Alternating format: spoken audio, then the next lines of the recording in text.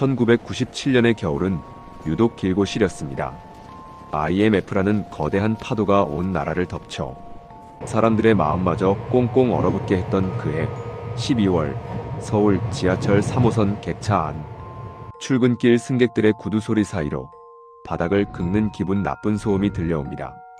양쪽 다리를 잃은 한 청년이 가죽 덧신을 신은 두 팔로 차가운 쇠 바닥을 질질 끌며 이동하고 있었습니다. 그는 아무 말도 하지 않았습니다. 그저 승객들의 무릎 위에 코팅된 종이 한 장을 올릴 뿐이었죠. 부모 없는 장애인입니다. 한 끼 식사만 도와주십시오. 사람들은 외면했습니다. 나라가 망한다는데 내 코가 석자라며 눈길을 돌렸죠. 그런데 그 종이를 받아든 한 중년 여인의 손이 파르르 떨리기 시작했습니다. 여인의 시선은 종이가 아닌 바닥을 기고 있는 청년의 뒷모습, 그리고 그가 고개를 숙일 때 살짝 드러난 목 뒤의 붉은 반점에 멈췄습니다. 9년 전 학교 준비물을 사오겠다며 대문을 나섰던 내 강아지. 밤마다 꿈속에서 이름을 부르다 목이 쉬어버렸던 그 얼굴. 여인은 심장이 터질 것 같은 통곡을 삼키며 갈라진 목소리로 청년을 불렀습니다. 동인아, 내 새끼, 동인이니? 바닥을 기던 청년의 어깨가 돌처럼 굳었습니다. 9년 만에 불려본 이름. 하지만 청년은 고개를 들지 못했습니다. 꿈에도 그리던 엄마를 만났다는 믿기지 않는 현실과 다리가 잘린 채 짐승처럼 살아온 자신의 비참한 모습을 엄마에게 보여줘야 한다는 슬픔이 공존했기 때문입니다.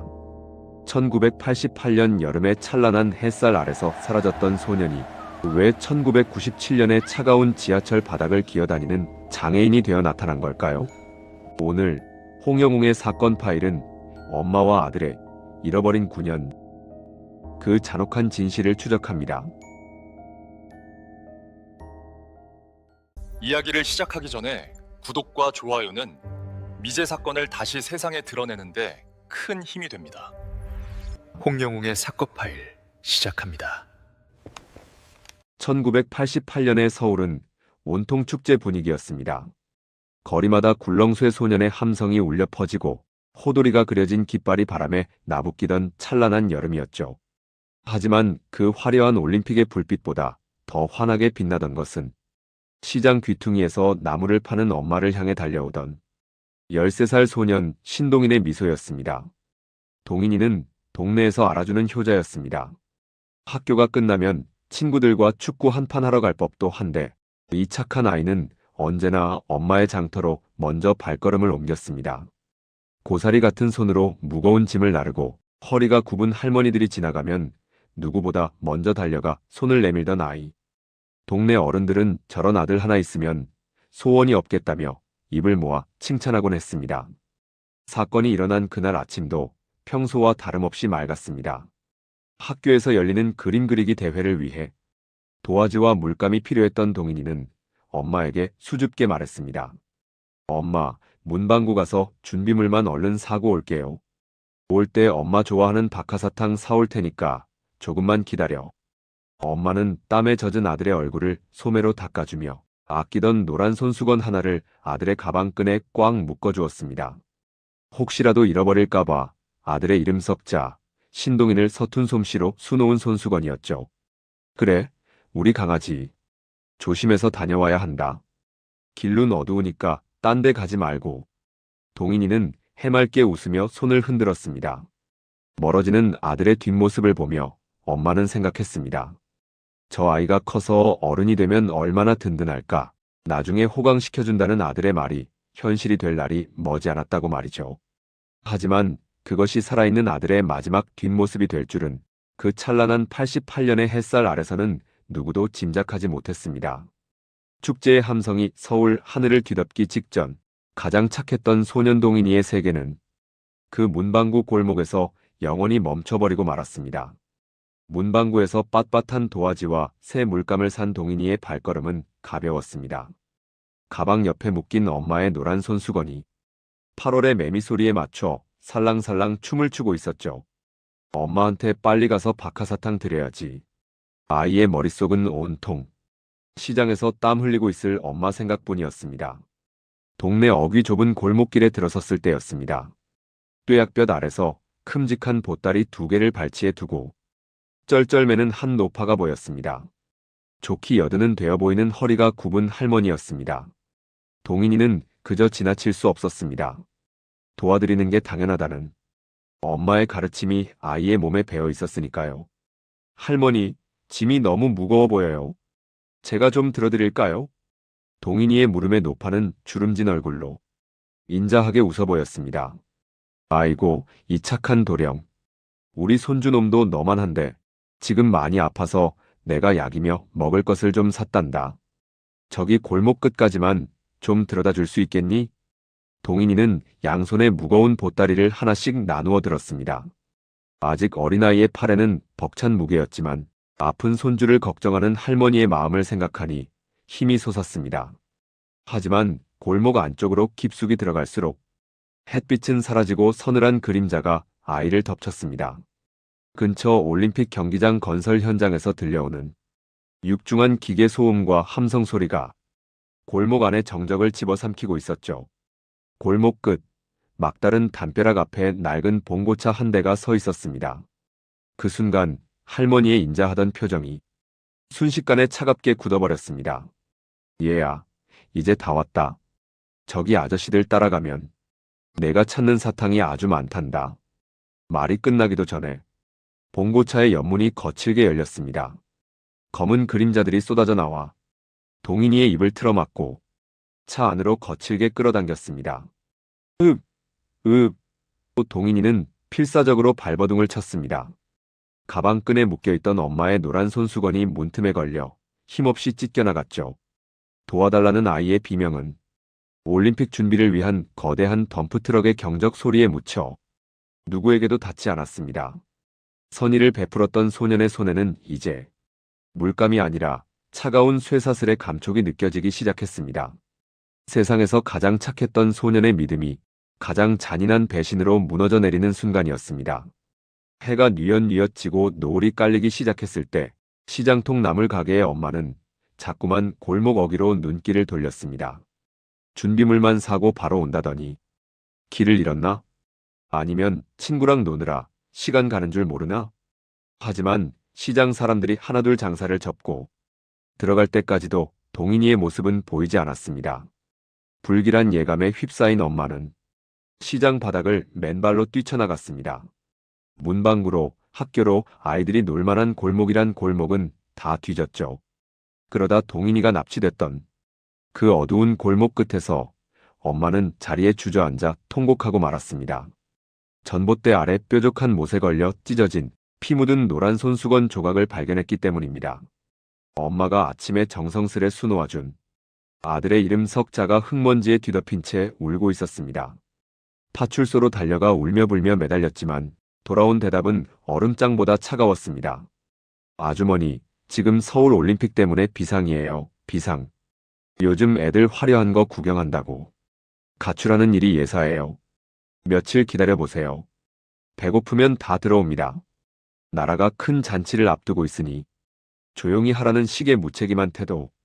엄마에게는 세상의 전부인 아이가 사라졌는데 세상은 오직 올림픽이라는 화려한 간판을 닦는 데만 열중해 있었습니다. 며칠 뒤 잠실 운동장 하늘 위로 수만 발의 화려한 불꽃이 터져 올랐습니다. 온 국민이 코리아를 외치며 환호하던 그 밤, 동인이 엄마는 아들의 찢어진 손수건을 가슴에 품고 한강변을 헤매며 목이 터져라 이름을 불렀습니다. 밤하늘을 수놓는 불꽃 소리는 엄마의 가슴에 박히는 총성 같았고 사람들의 환호성은 아들의 비명처럼 들렸습니다. 그날 이후 엄마의 시간은 1988년 그 골목에 멈춰버렸습니다. 남을 팔아모은 돈은 전부 전단지를 만드는 데 썼고 아들의 얼굴이 그려진 판넬을 목에 걸고 전국 방방곡곡 보육원과 기차역을 떠돌았습니다. 미친 여자 소리를 들어가며 시장 바닥에서 구걸하듯 끼니를 때우면서도 엄마는 단 하루도 머리를 베개에 대고 편히 잠든 적이 없었다. 내 새끼, 박하사탕 사온다고 했는데 엄마 입에 넣어준다고 했는데 그렇게 9년. 찬란했던 올림픽의 기억은 사람들의 머릿속에서 희미해졌지만 엄마의 가슴 속에는 아들을 향한 피 맺힌 그리움이 켜켜이 쌓여갔습니다. 1997년 온 나라가 경제 위기로 휘청거리던 그 차가운 겨울이 오기 전까지 엄마는 낡은 손수건 한 조각에 의지해 모진 목숨을 이어가고 있었습니다. 납치된 동인이가 눈을 뜬 곳은 88 올림픽의 환호성이 닿지 않는 음습한 지하 세계였습니다. 구로공단 외곽, 쉼없이 돌아가는 기계 소음과 자욱한 매연 속에 숨겨진 낡은 폐창고. 그곳은 아이들을 수집해 돈을 벌 수 있는 물건으로 개조하는 인간 시장이었습니다. 그곳의 주인은 이철진이라 불리는 자였습니다. 그는 아이들을 볼 때 단 한 번도 눈을 맞추지 않았습니다. 그저 아이들의 팔다리가 얼마나 성한지, 얼마나 불쌍해 보이는지만을 계산하는 장사꾼이었죠. 그는 겁에 질려 우는 아이들을 향해 몽둥이를 휘두르며 차갑게 내뱉었습니다. 멀쩡한 놈들은 널리고 널렸어. 세상 사람들이 누구한테 지갑을 여는지 알아? 자기보다 못나고 처참하고 당장 죽을 것 같은 놈들이야. 그래야 동정이라는 돈이 나오거든. 동인이는 매일 밤 차가운 시멘트 바닥에 엎드려 엄마가 묶어준 노란 손수건의 실밥을 만지며 견뎠습니다. 착하게 살면 복이 온다던 엄마의 말을 믿으며 언젠가 엄마가 이 지옥 같은 창고 문을 부수고 들어와 자신을 안아줄 것이라 믿었죠. 하지만 그 믿음은 동인이가 도망치려다 붙잡힌 그날 밤 처참하게 짓밟혔습니다. 환풍구 틈새로 들어오는 달빛을 따라 필사적으로 담을 넘으려던 소년의 발목을 이철진의 거친 손이 낚아챘습니다. 도망의 대가는 잔혹했습니다. 이철진은 공포에 질린 아이의 눈을 보며 비릿한 미소를 지었습니다. 다리가 있으니 자꾸 딴 생각을 하는구나. 이제 넌 걷지 않아도 된다. 그냥 앉아만 있어도 사람들이 돈을 줄 테니까. 그날 밤 공장의 낡은 기계가 돌아가는 굉음 속으로 9살 소년의 찢어지는 비명이 파묻혔습니다. 마취도 없이, 인간의 존엄성도 없이 동인이는 강제로 두 다리를 잃었습니다. 가장 예쁘고 튼튼했던 소년의 다리가 사라진 자리에는 시커먼 핏자국과 지울 수 없는 원한만이 남았습니다. 다음 날 아침, 동인이는 더 이상 울지 않았습니다. 아니, 울음소리를 내는 법을 잊어버렸습니다. 맑게 빛나던 눈동자는 초점을 잃은 채 텅 비어버렸고, 아이는 이제 엄마가 사오라던 박하사탕의 달콤함조차 기억하지 못하는 앵벌이가 되었습니다. 88 올림픽의 화려한 폐막식이 열리던 날, 소년 신동인의 영혼은 그 폐창고의 썩은 냄새와 함께 영원히 박제되었습니다. 1997년 12월의 서울은 유독 차가웠습니다. IMF 한파가 몰아쳐 수많은 가장이 직장을 잃고 거리에는 절망에 빠진 사람들의 한숨만이 가득했죠. 지하철 3호선의 북적이는 인파 속에서도 사람들은 옆 사람의 슬픔을 돌아볼 여유조차 없었습니다. 그 무거운 침묵을 깨고 들려오는 것은 낮게 바닥을 긁는 가죽 덧신의 소음이었습니다. 어느새 청년이 된 동인이는 양쪽 다리가 없는 채로 오직 두 팔의 힘에 의지해 객차 바닥을 질질 기어가고 있었습니다. 9년 전 엄마를 위해 박하사탕을 사오겠다던 예쁜 소녀는 이제 굳은 살이 박인 거친 손으로 구걸용 코팅지를 승객들의 무릎 위에 올리는 처참한 신세가 되어 있었습니다. 그는 아무 말도 하지 않았습니다. 그저 죄지은 사람처럼 고개를 푹 숙인 채 사람들의 시선이 닿지 않는 발치만을 바라볼 뿐이었죠. 그때였습니다. 낡은 보따리를 품에 안고 멍하니 창밖을 보던 한 여인의 무릎 위에 동인이의 코팅지가 놓였습니다. 9년 동안 아들의 이름을 부르다 목소리가 쉬어버린, 이제는 머리칼이 희끗해진 동인이의 엄마였습니다. 여인은 무심코 종이를 받아들려다 바닥을 기어가는 청년의 손등에 남은 익숙한 흉터와 고개를 숙일 때 살짝 드러난 목 뒤의 붉은 반점을 발견했습니다. 엄마의 심장이 멎는 듯 했습니다. 3000일이 넘는 밤을 꿈속에서만 만났던 그 모습. 비록 다리는 사라지고 얼굴은 수척해졌지만 엄마는 단번에 자기 자식을 알아볼 수 있었습니다.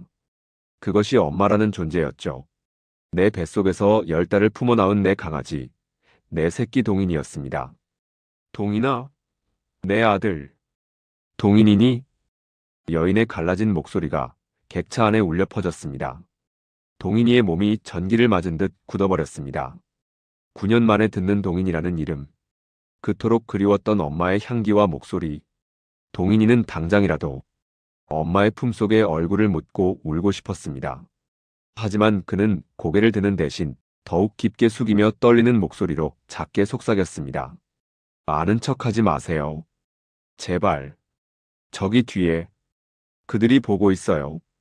동인이의 눈동자가 향한 곳에는 검은 패딩을 입은 험악한 인상의 남자가 매서운 눈초리로 객차 안을 감시하고 있었습니다.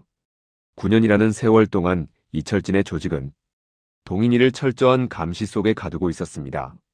엄마는 아들의 잘려나간 다리를 본 순간 창자가 끊어지는 고통을 느꼈지만 지금 소리를 내면 아들이 다시 위험해질 것이라는 사실을 직감했습니다.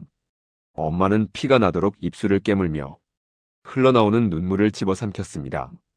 그리고 아들이 준 코팅지 뒷면에 손톱으로 꾹꾹 눌러 글자를 새겼습니다. 엄마가 절대 너 안 버려. 끝까지 따라갈게. 다시 바닥을 기어가는 아들의 처절한 뒷모습을 보며 엄마는 그리움에 정신이 혼미해졌지만 이내 마음을 다잡고 9년 전 잃어버렸던 삶의 의지를 다시 불태웠습니다. 1988년에는 무력하게 아들을 잃었지만 1997년에 엄마는 더 이상 물러날 곳이 없었습니다.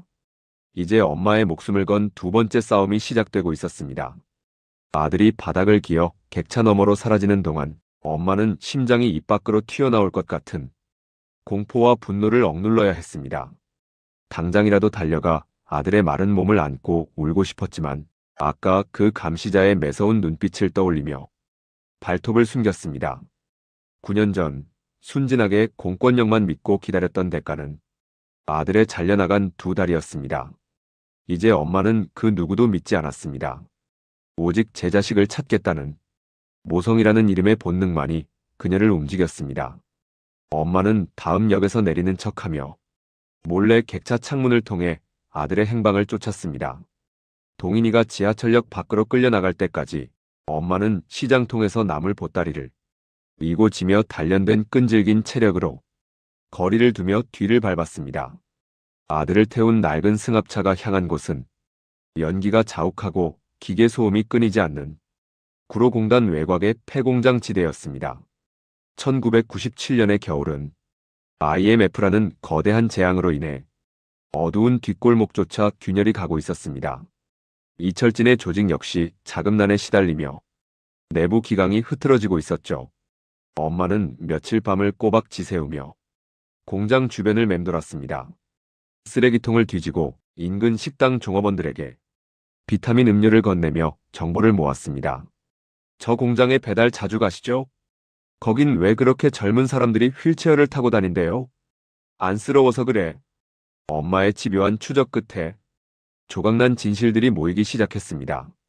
그곳은 1988년부터 이어져 온 거대 앵벌이 조직의 본거지였고 최근 경제 위기로 수익이 줄어들자 아이들을 더욱 가혹하게 내몰고 있다는 사실까지 알아냈습니다. 엄마는 과거와 달리 이제는 증거가 필요하다는 것을 알았습니다. 그녀는 품속에 소중히 간직했던 아들의 찢어진 노란 손수건을 꽉 쥐었습니다.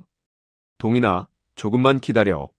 이번엔 엄마가 절대로 너 안 놓쳐.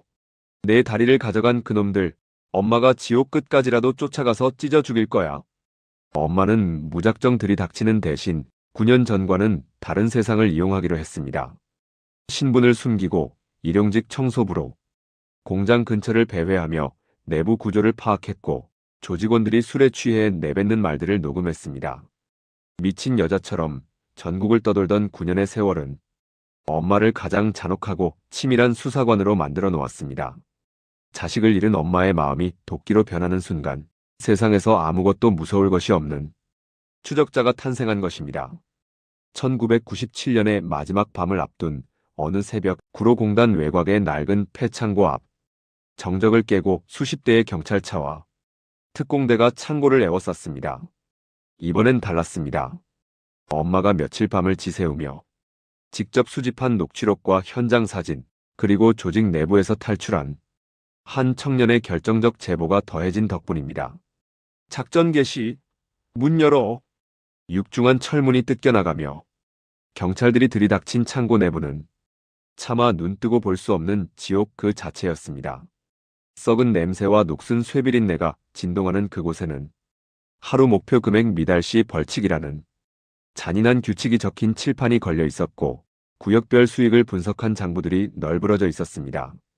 하지만 그보다 더 처참한 것은 구석구석 쇠사슬에 묶인 채 웅크리고 있던 아이들과 청년들이었습니다. 9년 전 동인이처럼 누군가의 소중한 자식이었을 그들은 이제 다리나 팔이 잘린 채 짐승처럼 사육되고 있었습니다. 경찰조차 고개를 돌리며 분노의 눈물을 흘릴 만큼 참혹한 광경이었죠. 엄마는 미친 듯이 창고 안을 헤집고 다녔습니다. 동인아, 내 새끼 동인이 어디 있어? 동인아. 그때 구석진 곳에 놓인 낡은 휠체어 위에서 한 몸집 작은 청년이 몸을 떨고 있었습니다. 그는 거대한 충돌 소리와 섬광에 겁에 질려 귀를 막고 있었죠. 엄마는 한눈에 알아봤습니다. 거칠게 숨을 몰아쉬는 그 떨림, 그리고 아들의 목 뒤에 선명하게 박힌 붉은 반점. 엄마가 아들의 어깨를 감싸 안는 순간 동인이는 발작하듯 몸을 비틀었습니다. 9년이라는 세월 동안 주입된 공포가 아들의 본능을 지배하고 있었던 겁니다. 하지만 엄마는 포기하지 않았습니다. 아들의 귀에 입술을 대고 9년 전 그날 아침처럼 세상에서 가장 다정하게 속삭였습니다. 동인아, 엄마야. 이 엄마가 왔어. 박하사탕 사온다던 우리 아들. 엄마가 너무 늦게 와서 미안해. 엄마라는 단어가 아들의 귓가를 울리는 순간 동인이의 온몸을 휘감고 있던 경련이 거짓말처럼 멈췄습니다. 초점을 잃었던 눈에 눈물이 고이기 시작했고 아들은 평생 참아왔던 울음을 한꺼번에 터뜨리며 엄마의 가슴팍에 얼굴을 묻었습니다. 엄마, 나 너무 무서웠어. 너무 아팠어, 엄마. 아들의 처절한 통곡이 폐창고의 천장을 때렸습니다. 엄마는 잘려나간 아들의 바짓단을 움켜쥐고 함께 울부짖었습니다. 그 뒤로 악마 같은 이철진과 조직원들이 수갑을 찬 채 끌려나갔지만 엄마의 눈에는 오직 9년 만에 품에 안은 아들밖에는 보이지 않았습니다. 쇠사슬은 끊어졌고 지옥의 문은 부서졌습니다. 1988년에 멈췄던 모자의 시간이 비로소 피눈물 섞인 재회와 함께 다시 흐르기 시작한 순간이었습니다. 지옥 같던 폐창고의 문이 닫히고 동인이와 엄마에게는 다시금 평범한 아침의 햇살이 찾아왔습니다. 재활병원의 하얀 복도, 동인이는 이제 휠체어 대신 2개의 튼튼한 의족의 의지에 서는 법을 배우고 있습니다. 한 걸음을 떼는 것조차 칼날 위를 걷는 듯한 고통이었지만 동인이는 포기하지 않았습니다. 한 발자국을 내디딜 때마다 앞에서 2 손을 벌리고 기다리는 엄마의 환한 미소가 있었기 때문입니다. 동인이는 문득 엄마의 거칠어진 손을 잡으며 물었습니다. 엄마, 내가 이런 모습이 됐는데도 왜 포기 안 했어? 나였으면 나 같은 거 잊어버렸을 텐데. 엄마는 아들의 마른 뺨을 어루만지며 대답했습니다. 동인아, 엄마는 단 하루도 네가 죽었다고 생각한 적 없어. 네가 엄마 좋아하는 박하사탕 사온다고 했잖아. 그 약속 지키려고 살아있을 거라는 걸 엄마는 믿었거든. 내 다리가 없더라도 네가 어떤 모습이어도 너는 엄마의 하나뿐인 우주고 내 전부야. 동인이는 엄마의 품에 얼굴을 묻었습니다. 9년 동안 앵벌이 조직의 매질 아래서 너는 버려진 아이라는 세뇌를 당하며 살았지만 엄마의 사랑은 그 잔혹한 기억들을 하나씩 씻어내고 있었습니다. 아들은 나지막이 읊조렸습니다. 엄마가 나 안 버려서 내가 살았어요. 엄마가 나 찾아줘서 나 이제 안 무서워. 악마 이철진과 그 일당들은 법의 엄중한 심판을 받았습니다. 하지만 그들에게 내려진 징역형이 한 소년이 잃어버린 9년의 세월과 2 다리를 보상할 수는 없겠지요. 다만 이제 동인이와 엄마의 식탁 위에는 더 이상 피 묻은 손수건이 아닌 달콤한 박하사탕 한 봉지가 놓여 있습니다. 2 사람이 함께 걷는 길은 남들보다 조금 느리고 서툴지 몰라도 그 어떤 길보다 단단하고 따뜻할 것입니다. 자, 여러분. 오늘 우리는 1988년과 1997년 2번의 역사적 사건 사이에서 벌어진 한 모자의 잔혹하고도 위대한 이야기를 함께 보았습니다. 이야기를 마치며 제 가슴속에는 한 가지 질문이 남았습니다. 우리 사회의 선의는 안전합니까? 할머니의 짐을 들어주려던 동인이의 착한 마음이 납치라는 비극으로 돌아왔을 때 우리는 과연 아이들에게 착하게 살라고 가르칠 수 있을까요? 타인의 배려를 범죄의 수단으로 이용하는 괴물들이 사라지지 않는 한 우리 아이들의 순수함은 언제나 위태로울 수밖에 없습니다. 세상의 모든 동인이들이 더 이상 무서워하지 않고 엄마의 손을 잡고 당당히 걸을 수 있는 세상을 꿈꿔봅니다. 홍영웅의 사건 파일, 오늘은 여기서 덮겠습니다. 여러분의 가슴을 울린 장면은 무엇이었나요? 댓글로 여러분의 따뜻한 마음을 나누어 주세요. 시청해주셔서 감사합니다.